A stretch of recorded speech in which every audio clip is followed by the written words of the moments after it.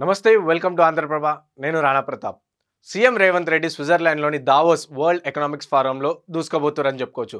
ఎందుకంటే నిన్న మణిపూర్ నుంచి డైరెక్ట్ దావోస్కి వెళ్ళిన సీఎం రేవంత్ ఈరోజు ట్విట్టర్లో కొన్ని అంశాలపై చర్చించారు. సో ఏం చెప్పారంటే వరల్డ్ ఎకనామిక్ ఫోరం ప్రెసిడెంట్తో మాట్లాడి అండ్ ఇన్వెస్ట్ ఇన్ తెలంగాణ అనే కోణం పైన చాలామంది ఇండస్ట్రియలిస్ట్తో కలిసి వాళ్ళతో మాట్లాడడం కూడా జరిగింది. అండ్ తెలంగాణలో ఇన్వెస్ట్ చేస్తే వాళ్ళకు వచ్చే లాభాలు కానీ ఇండస్ట్రియల్ ఎలా డెవలప్ అవుతుందో సో దీని విషయాలపైన చాలా మందితో మాట్లాడడం జరిగింది అన్నట్టు రేవంత్ రెడ్డి చెప్పుకొచ్చారు.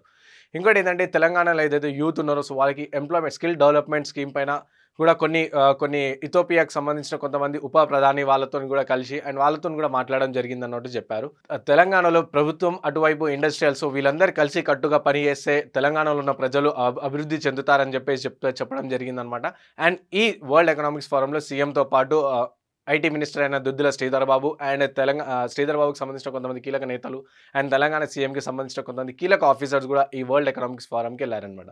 సో నిన్న మణిపూర్లో జరిగిన రాహుల్ గాంధీ యొక్క భారత్ జోడో న్యాయ యాత్ర నుంచి మణిపూర్ నుంచి ప్రారంభోత్సవంలో పాల్గొని సో మణిపూర్ నుంచి డైరెక్ట్ స్విట్జర్లాండ్కి వెళ్ళారు. అండ్ ఈ complete world economics forum summit అనేది జాన్ 16 నుంచి జాన్ 19 వరకు అవుతుందన్నమాట. సో దీని తర్వాత డైరెక్ట్ లండన్లో పర్యటించనున్నారు సీఎం రేవంత్ రెడ్డి. సో చూడాలి అంటే తను వెళ్ళి ఇప్పటివరకు అయితే చాలా కీలకమైన వ్యక్తులతో మాట్లాడను, చాలా మంది ఇండస్ట్రియలిస్ట్తో అంటే వాళ్ళు తెలంగాణలో ఇన్వెస్ట్ చేసే విధంగా ఇన్వెస్ట్ ఇన్ తెలంగాణ అనే కోణంపై వాళ్ళ దగ్గరికి తీసుకెళ్ళాలని చాలా మందితో మాట్లాడడం జరిగింది. సో వాళ్ళు కూడా అక్కడ నుంచి సానుకూల పరిస్థితిలో వాళ్ళు రెస్పాన్స్ అవుతున్నారు అండ్ వాళ్ళు ఇన్వెస్ట్ చేస్తామన్నట్టు హామీ ఇచ్చారన్నట్టు సీఎం రేవంత్ రెడ్డి చెప్తున్న విషయం.